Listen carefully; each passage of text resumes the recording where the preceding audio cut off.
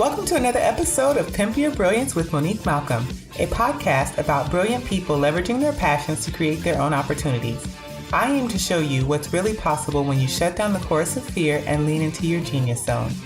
You can learn more about this show and subscribe for updates by visiting keepchasingthestars.com/podcast or come hang out with me on Instagram at StarChasersOnly. Are you ready? Let's do this.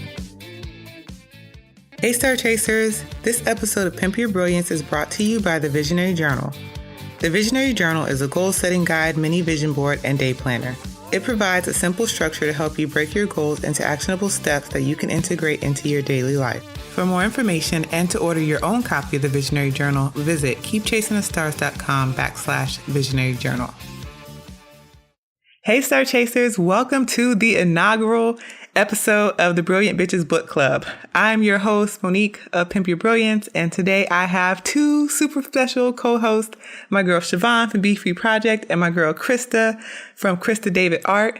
So I'm not even going to try to introduce them because these ladies really are badasses, so I'm going to let them do that part. So Siobhan, please tell us about you. What do you do? What's your thing? And where can we find you on Instagram?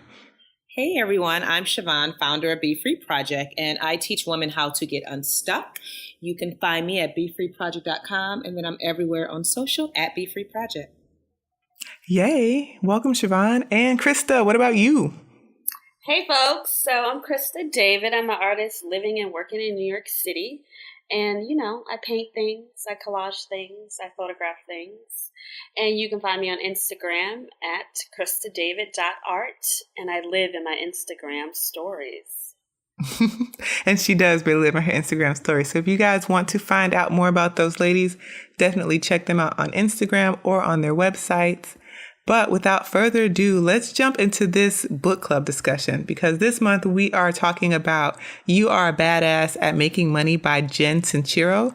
And she's like, if you have been in like any online circles when it comes to like being a business owner, being a creative, owning what you do, like somebody has told you about Jen and her You Are a Badass series. So when You Are a Badass at Money Making came out, like actually months before it came out, I saw it. I think actually Siobhan may have sent me like a link to this on Amazon and was like, have you heard of this? And I was like, no, but I went and pre-ordered it right away so that when it dropped, it came. And I mean, I've been raving about it ever since. And a lot of people, a lot of my guests so far on the show have been into this book. So I wanted to bring it out to you guys and talk about some of the themes and things that are happening in this book. Because guess what? You are a badass. I believe that you're brilliant and that you need to pimp that shit and you should be making money because ultimately, what's the point of having all this great information in your mind if you're not sharing it or leveraging it for something else? So our first question is, what was your initial reaction to the book? Did it hook you immediately or take you time to get into it, Siobhan? Yes, it totally hooked me right away. I think I was on Amazon, like looking for books, like I always am, and I saw it, and I'm like, oh my goodness! And so right away I reserved it for my library, which was so cool because I was able to do that before it was even released. And the reason that it hooked me is because I have been trying to figure out how to let go of these negative beliefs that I have as it relates to money. And I loved her first book. So knowing that she had a book specifically dealing with the money mindset, like I was all over it. Look, I couldn't wait to read it. What about you, Christa? Well, I trust my friends and everybody was telling me I needed to read this book considering my current position in life, i.e. full-time artist, and I need to make money. So, I need to figure that out ASAP. So the title alone definitely intrigued me. The recommendations from friends were great. And then those of you who don't know me, but I pick my books based on the book cover. And the book cover to this book is pretty sweet. I love type. And so it pulled me in right away. And same, I think I experienced the same reaction. when I first started reading the book, like at first I was like, yes, like that first chapter when she was just like breaking down like what's wrong with this funky mindset that you have, and just some of the things that she was pointing out, and like how it's not wrong to want to make money. It's not wrong to want to make lots of money, and that there are really great uses for making plenty of money. I was high-fiving that the whole time. So yeah, it definitely did hook me right from the beginning. So this is going to be tough, you guys, because I've already talked to Siobhan and Christa about this. What were their favorite quotes or passages from the books? And you can't see them because we're on audio, but when we were chatting on Skype, like they were flipping through tabs and tabs and tabs of things that they had bookmarked inside of the book and also highlighted. So I forced them to like pick one or two. So Siobhan, what is your one or two favorite quotes and or passages from the book? Oh, this is so hard. It's so hard. And I have highlights like all through my book. And then I have like notes in the margin or whatever. So this is really hard, but I'm gonna go for it. So on page 154, it says the universe wants you to grow and bloom into the most glorious version of yourself. Growth happens through friction and challenge and the lessons we learn through these experiences. And I actually wrote in my margin, like, that is so true, because I do believe that the universe wants us, like everything that we desire is already out there, and we just have to kind of pursue it. So that's one of my favorite quotes. And then the second one is on page 194. I'm flipping there. It says, be militant about the types of energy that you subject yourself to. Surround yourself with people whose energy lights you up, and it will empower you to get rich. And I think that that's the beauty in the relationship that we have, is that you ladies light me up every time we get on our chats every week. So I totally agree with that.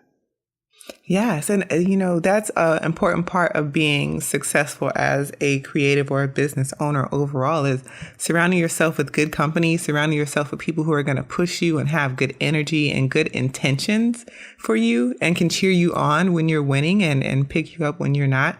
So yes, 100% that quote. What about you, Christa? So I have a lot of tabs here, so it's kind of hard to choose just one, but there was one that stuck out to me, and that I'm trying to meditate on now. One is found on page 165. If you made a backup plan, you haven't made a decision, which is one of these things where it's like a punch in the throat, because a lot of times I know that I can get into analysis paralysis, and I like to have a plan A, B, C, D, E, F, G, just in case. But she's right. Like, if you're not going to be all in, then you're not all in, and you haven't made a decision. You've just made a temporary sort of plan, and you don't really expect it to work out. So that's important, because I'm at a place right now in my art practice and in my creative entrepreneurial journey where it's like, no, decide on your thing and make that crap happen, like ASAP. So that was one quotation that I loved. Another one, and this is really important again for me right now, it's on page 151. She says, faith allows you to release the need to know how it's going to happen, to trust that the way will be shown, and to take action before having all the answers laid out before you. And again, I am equal parts right brain and left brain, but I am very analytical. I like to plan things out, map them out. I like to have timelines, etc. But sometimes it's like, hey, I don't even know what to do. I don't know what the next step is. Like, I'm working on this business venture now, and I'm like, I don't know anything about this industry except that I'm obsessed with it. And I want to jump in, but I have no experience. I don't have any sort of, currently I don't have any mentors in the industry, but I'm intrigued and I'm eager. So I'm just jumping in, and I don't know how it's going to work out. I don't know how I'm going to get these products made. I don't know anything really, except that I am assured that I have everything I need in order to get started. And all I got to do is decide what the next good step is and just keep at it. So those are the two things that I'm currently trying to employ right now from the book. All right, so I'm going to read mine because it's a passage. And, but before I do that, you're the one about the faith, Christa. I'm right there with you. I have so many highlights on those pages because I do feel like she was kind of like shaking me, especially the idea of like moving forward, even if you don't know the how, because you're right.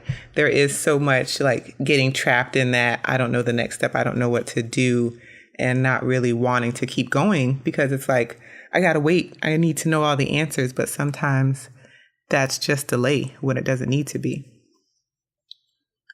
So the passage that I am going to read is on page 160, and it's in the chapter about faith and gratitudinal gold. But she says, it's like when you're on a plane and you take off on a drizzling, dark, depressing day. You look out the window at the gray sky, the sad little houses below getting misted with rain. Then you head right into the dark clouds themselves. It's black and bumpy and scary, and then, ta-da! All of a sudden, you pop out at the top of it all into blue sky, fluffy clouds, and sunshine. The sunshine and fluffy clouds were there all along. You just couldn't see them from your perspective. I don't care how insane or hopeless your situation appears to you right now, because it's not the truth. It's just what you're experiencing at the moment.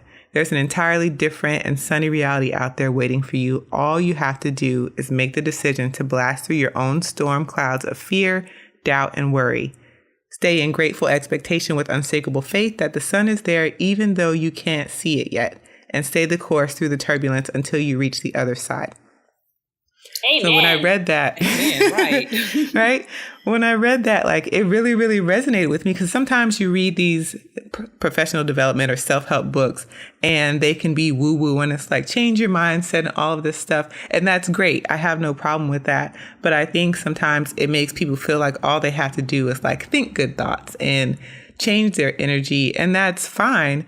But I like that she kind of pointed out that you also have to stay the course. Like, not only do you need to change your mindset, have unshakable faith, but you have to keep pushing forward until you get to that next place. And what she said about shifting your perspective, I always talk about that. Like when things seem horrible, when things are inconvenient, or you don't want to give up something, like thinking about like shifting the perspective on that, like changing how you're framing that, changing how you're viewing it, and realizing that there's like a better way that you can handle this. So that's my favorite passage from the book. Yeah, that is really powerful. That's good. Okay, so here we're going to talk about some money mindset things that we were handed down from our parents. So the author suggests writing down things your parents told you about money or any negative thoughts that came up for you. So I want to know, did you do this activity? And if so, what were your thoughts? Okay, this is Christa. I'm going to just jump right in here. So there were a lot of exercises in this book that I still need to go back and complete. But this is the one where I think I took a pause and I tried to think about it, because I'm not really sure if I was taught anything explicitly about money, but I do remember certain things that bother me and from my childhood. And then I'm looking at how I deal with my own money now, and I'm like, oh, maybe that's where I get this crazy habit that I have going on now. So basically, I grew up very poor. Like we were poor. Like I'm talking about food stamp poor. And, there was never a whole lot of money around, and if there was ever any kind of like small windfall of money, it would disappear very quickly. So people who know me in real life now know me like I'm very crazy about my money. I don't need you messing with my money. Don't be asking me for my money. Like just don't. Like I'm very crazy about it. Like I look after my money, and I think I hold on to it almost too tightly because I'm afraid that it is going to run out. And the thought of it running out makes me panic. And I don't ever want to be in a situation where I don't have any money. So I think as a result of reading this book, I'm trying to loosen up my grip on what I do have, because it's not a whole lot, and try to be more generous, which is something she also says later on in the book, just about, inner wealth and just sort of, doing the best you can to be generous and to give and to tip and to all these things. And literally after I finished reading the book, I started to employ some of that. And I was like, okay, Christa, it's okay to give a $10 donation to this thing. You're not going to die. Like, you have plenty of money where that came from. But I do realize I have a vice grip on the money that I have, and that is not going to get me in a sort of position to have more of it if I don't loosen my grip and just be way more generous with what I have. So that was a good sort of pause in the book for me to think about. So I'm sure there are other money blocks that I have, but I got to loosen my vice grip on what I do have so I can invite more money into my life. What about you, Siobhan? Yeah, so like Christa, I grew up poor too. And I don't, as I was reading this book, I don't have anyone close to me in my family that is financially successful, that don't complain about money in some way. And so some of the things that have been said, whether directly or indirectly, still get said to this day. And some of the things that I hear is that money don't grow on trees. When I tell my grandmother that I'm going to be a millionaire because I totally believe that I am, she'll say to me, well, why do you need that much money? And I'm like, why not? I have a legacy to build and just all these things I want to do. Yes, I definitely want to be a millionaire. Or she'll say, like, no one has money, like no one. So in my mind, that has me thinking, okay, well, am I not going to have money because you're telling me that no one has it? And then also she'll say something like, just do the best you can. And so those negative beliefs, which I didn't even realize them until I started reading this book and doing that activity, like, wait a minute, these have formed the way that I think about money and how I'm doing things. And so in some places in my business, maybe I'm stagnant or not moving as quickly as I need to move is due to, oh, money don't grow on trees, or you're never going to have that much money, or why do you need it? And so it's something that I actually have to fight against, like every day. Like when I notice that I'm having like these limited beliefs, okay, I need to switch that because I'm not owning that as my truth just because they believe that. And that's what they've always known. I don't have to accept that as my truth as I move forward, and passing that down to my children. Like, I don't want that. I agree. It's so funny that you said it because when I did this activity, I was trying to think of like conscious things that my parents said to me about money that was like negative or made it feel bad. And there wasn't a lot of things. I mean, it's the same kind of like money doesn't grow on trees. But I think the thing that stuck out to me the most was the idea of I can't afford that. So, my family's kind of weird, but my dad's side of the family, a lot of them are successful business people. And growing up, my grandfather owned one of the largest minority-owned trucking companies in Orlando, and my dad worked for him for pretty much my entire life, maybe until I got to college. But he eventually sold that company off. So we were not poor. I guess we just fell into the place of middle class. But I come from a large family, so I'm the oldest of 8. So when you have that many kids and then parents, there's not a lot of money to stretch around, even if there was a lot initially. So just the idea of like affordability of things is, I think, the biggest thing I think about. And when I did this exercise, it made me think of like a very specific example of something that happened. And I'm going to share it with you guys. So when I was like planning for college or whatever, I made my decision on where I was going to go to college based solely off of affordability or what my dad said could be afforded. So I ended up going to the University of Central Florida, which I loved, go Knights. But that is a college, it's in Orlando, Florida, which is where I grew up. So my dad felt it was better if I went to a cheaper college or a state school because he was worried about what he could afford. But I really wanted to go to UM. Like, they did a college visit at my high school and I sat in on it and I fell in love and I just knew I should go to UM. But when I approached my dad about that, he was like, I can't afford that. Like, no, pick something else, think about something else. So I actually only ever applied to one college. I didn't have any safety net schools. I didn't have any backup schools. I was just thinking like, can we afford this? Because I knew I was going to go to college. So I just applied just to the one school. And to this day, like that is like a small regret. It's not a huge, like life altering regret, but I do regret not at least attempting to see what other colleges I could have gotten into. Because here's the kicker, like neither of my parents paid a dime for my college education because I had so much scholarship money. Like I was really motivated in school, and I graduated as number 9 from my high school class. So I had scholarship money. So they never paid for tuition or books or any of that type of thing.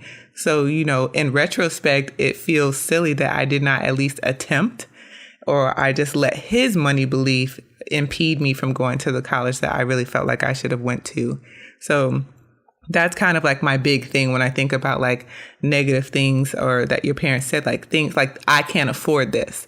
And I think now that I'm an adult, I realize like he said he couldn't afford it, but that didn't mean that like I couldn't afford it or find another way to make it happen. But I was young and I didn't know that at the time. So that's the thing that like really, really came up for me when I thought about, you know, money beliefs that your parents passed down. Yeah.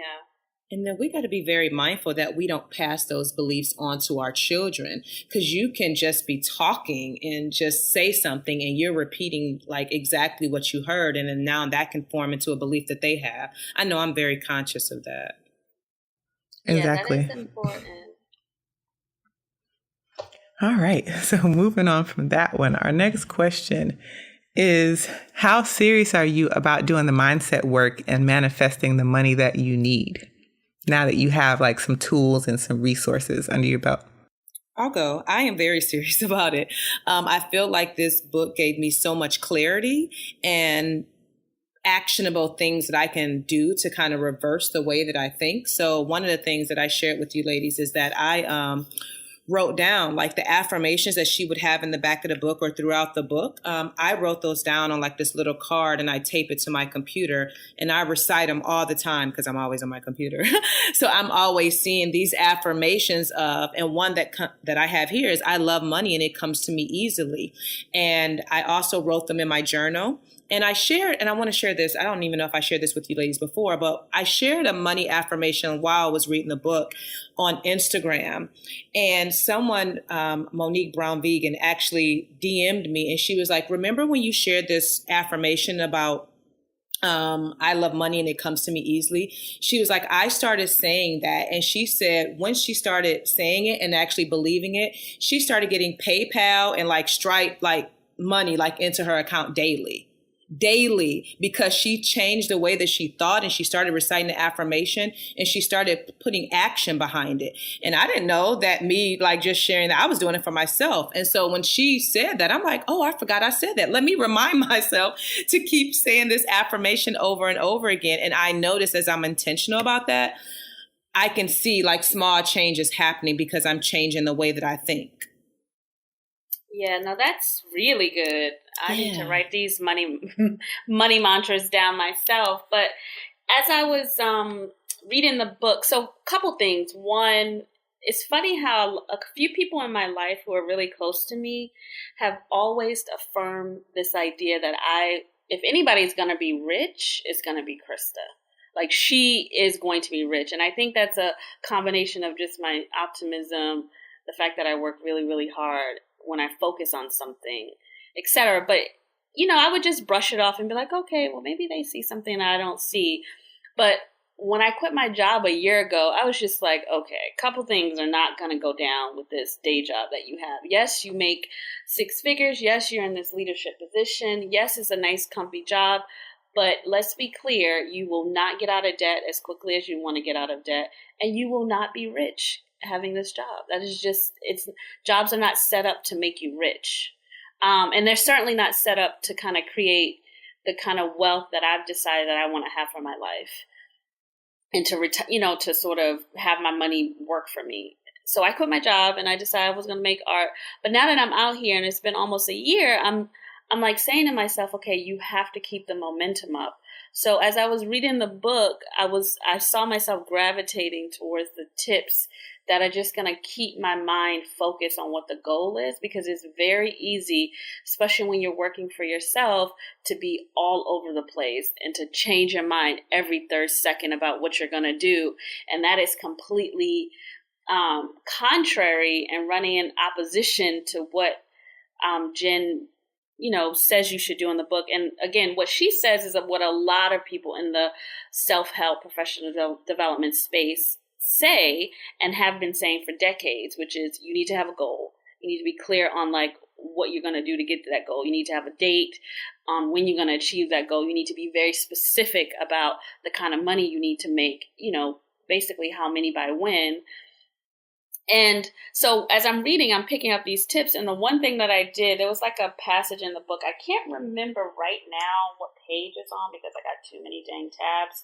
But she starts to describe a story about Jim Carrey, the actor, now artist. For those of you who are curious, Jim Carrey is a painter now. He was starting out in his career.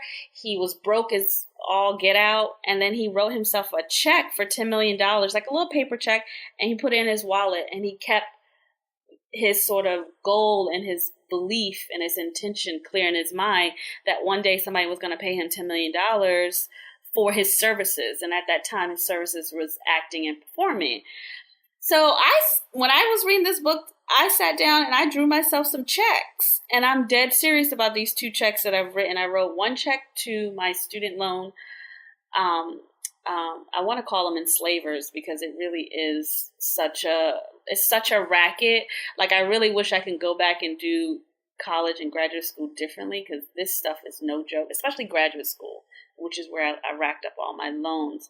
I wrote a check out to my student loan folks, and then I wrote a check out to my one credit card that I have, American Express. So, and I need to paste these on my wall as I work because, again, I'm out here living my life like it's golden, making art, happy, joyful, grateful.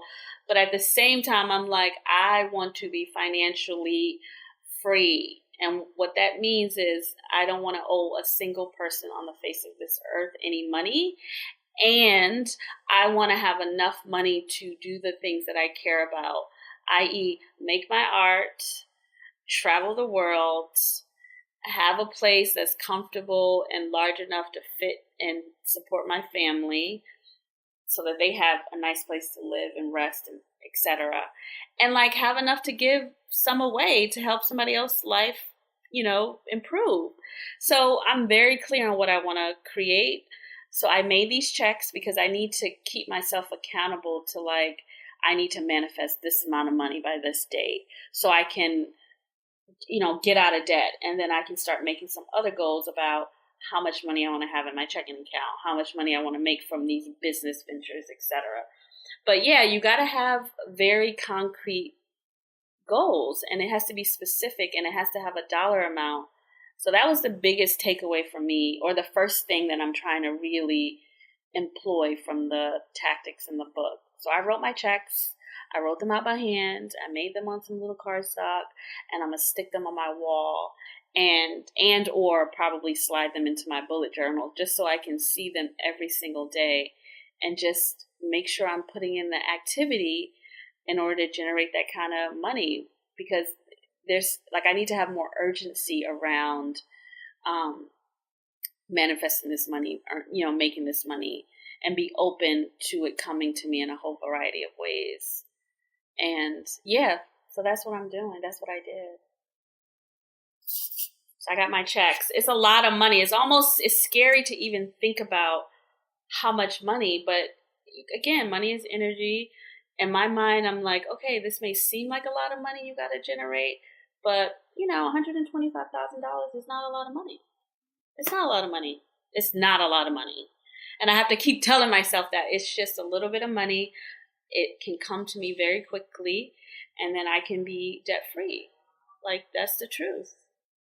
Yes. All of that. Anyway. That's what I'm saying. I feel like you just took all of the words out of my mouth. So all of that, what you just said, and especially the point you made about having more urgency around how quickly it can come. Because I think sometimes, I know for myself specifically, I will set an amount, but I feel like it can't come tomorrow. It's got to be like 6 months from now or 12 months from now. I never think like it's going to come in 30 days. And so I'm trying to train myself that like tomorrow you can sell every single thing that you have in your store and it could be gone, like sold.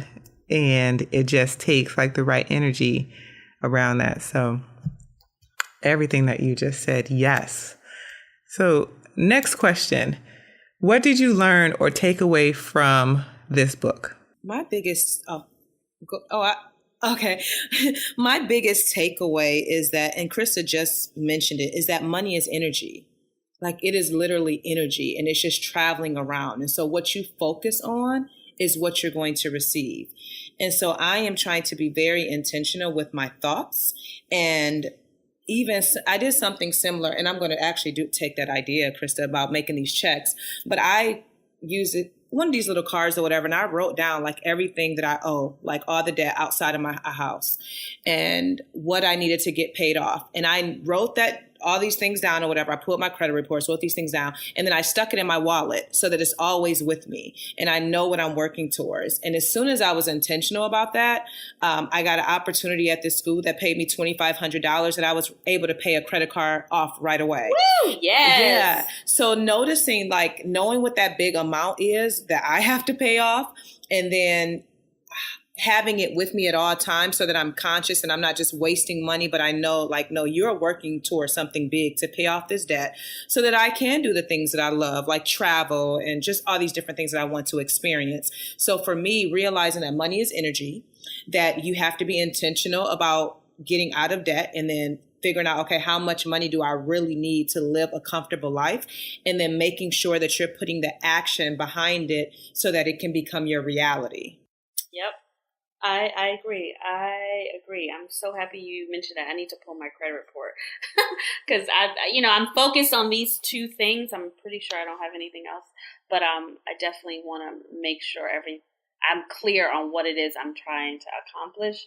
But I think another thing that was really important, and she mentions this a few times in the book, I think a lot of times we can do a couple things. One, we can spend so much time acquiring information that can help us. So like, we have some people who are like self-help junkies and they just got to consume so many self-help books, which I think self-help books are great.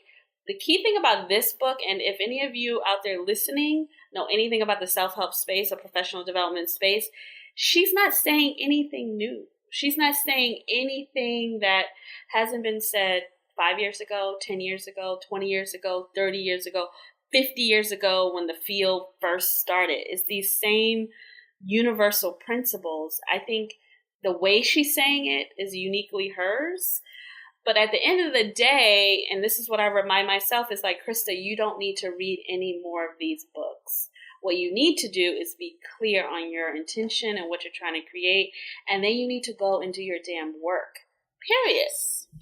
That's it. Yes. And like express gratitude. That is it. That is the crux of this book and every other book you're going to read about self-help and professional development and like earning wealth, etc. So that was just another sort of like, hey, these books are awesome. They're great. But at the end of the day, you still have to show up and do your work. And like, you got to do it as if your life depends on it, because you only get one life. Period. End of story. You don't get no more time. So what you gonna do? Do you want to be wealthy, and whatever your definition of wealthy is, or do you want to have all these regrets?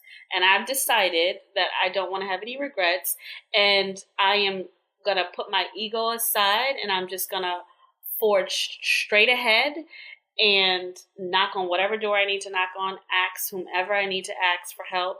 But I'm going to get this money. I promise you I'm going to get this money, because I don't want to be enslaved to student loan. Like like when I think about it, it breaks my heart that I still am carrying this amount of debt. And there's no reason for me to be carrying around this amount of debt. I am capable. I have everything I need. I have access to the freaking internet. I have access to people who are generous and kind, and I'm hardworking. So no, I should not be in debt to anyone. And I think the same goes for you ladies as far as anybody listening. You have everything that you need. People have done it with less. So no excuses, and please go do your work.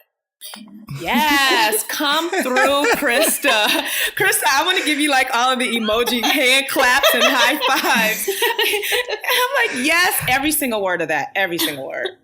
I'm not going to lie. I had to resist the urge to clap into the microphone. Yes. I just didn't know how that was going to sound. Right. So I'm sitting here like sitting on my hands because I just wanted to do that. Yes, with a clap. Exactly. maybe snap it up.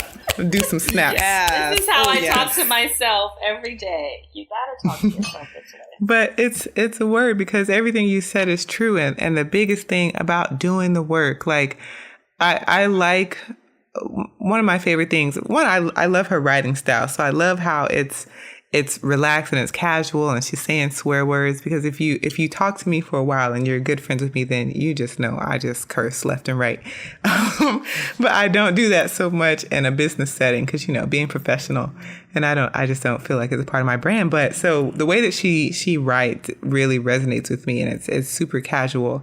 But just like what she says about like not feeling sorry for yourself, and like changing your story, changing like how you're perceiving things so that it just feels better. Because I know so many people who are in places where it's like, you can do that, but I can't, or I don't have this and I don't have that. And so I love that there's an overarching theme that reminds you like to start with what you have, like start doing the work, start making changes, start believing in yourself, which I'm a huge champion for. Like, I am just such a champion for, like, believe that you can do it. Believe that it's possible for you, and stop believing that it's only possible for other people. Mm-hmm. And that it's like, there's not a slice of the pie for you. Like it was all divvied out for everybody else on this earth, but there was not a slice left for you. I just don't think that's true. I believe that there's enough. So I love that theme kind of resonates throughout the book. Like, do your work, believe in yourself, shift your mindset, and, stay focused on the end goal. And also echoing back to what Christa said earlier about her favorite quote, is just like not focusing so much on the how.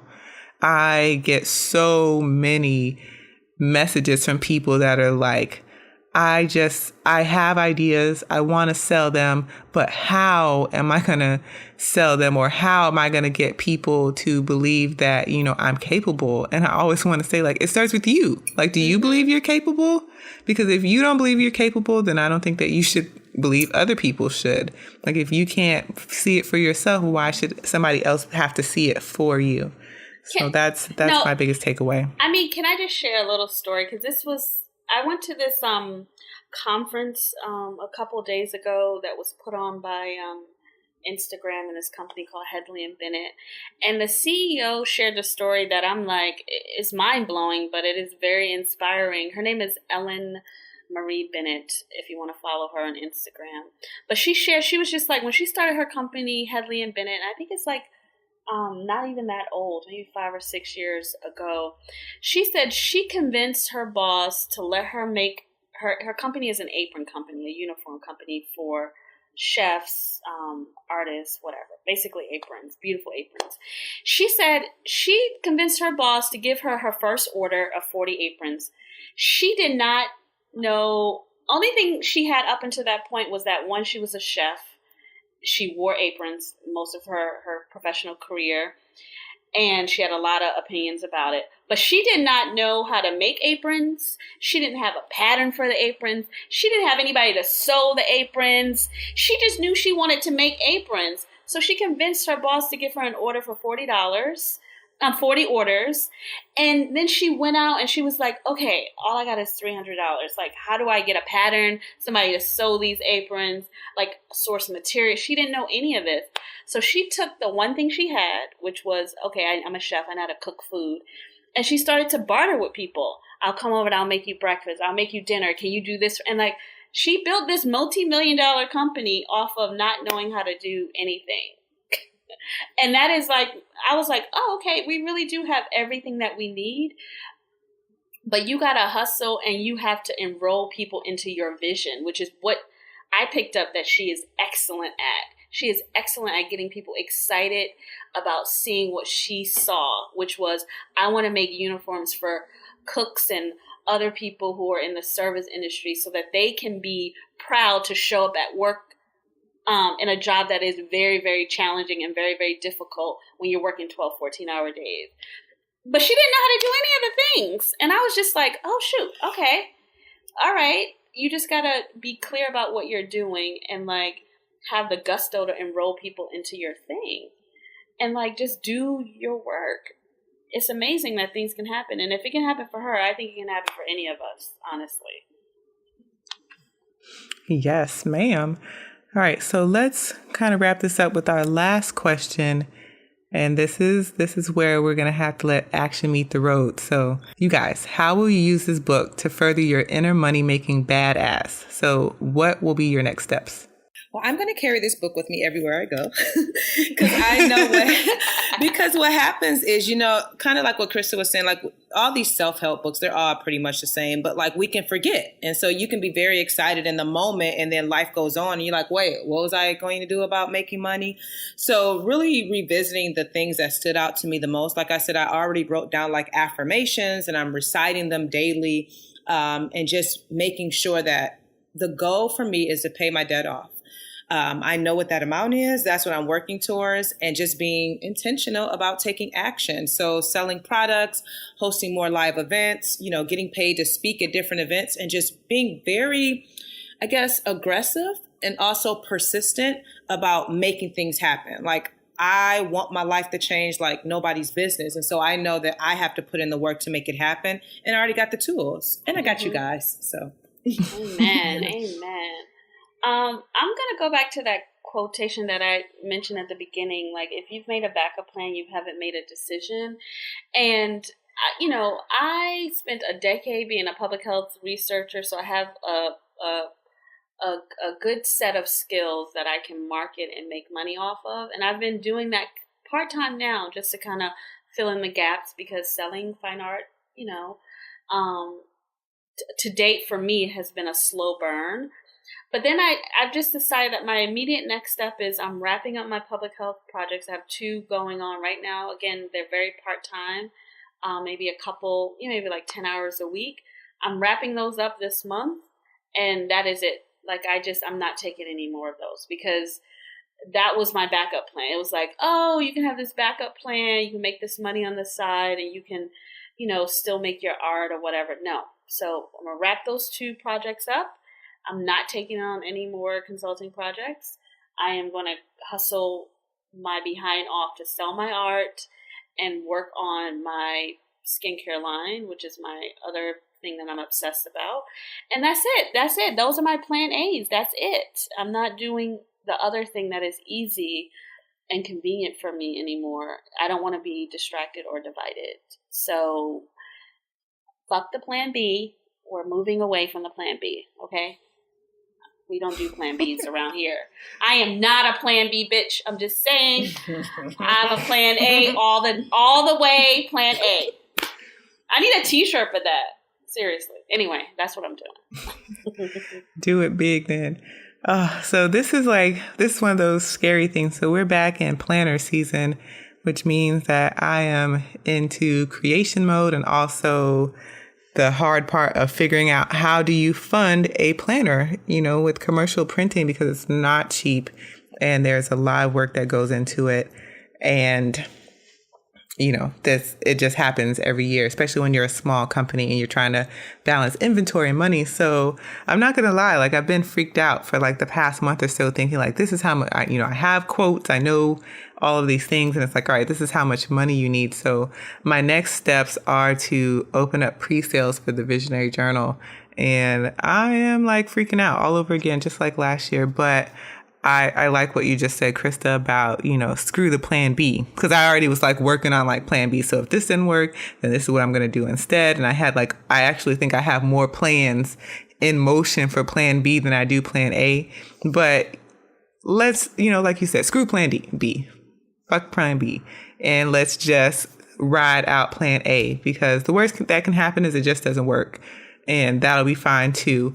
But it has worked in the past, so there's no reason why it should not work continuously or moving forward. So those are my immediate next steps. I'm going to take a lesson from Siobhan's book and add a few more Post-its to my monitor with some of these money affirmations. And I used to do this thing where I would write down my money goals, so quarterly, every morning when I did my meditation and my 5-minute journal. I'd also spend some time writing how much money I want to make and by what date. And I haven't done that in a while, so I want to pick that up again. And I have a notebook for it with my money goals, and really, focus on doing the work, doing the steps, because we know what needs to happen. It's just that fear part that comes up in it. It slows down the progress, or it just makes you make no progress at all. And I can't be caught up in that, because people need planners, and I have big things that I'm working on too. So, yes. Let's just do it. Let's just make this thing happen.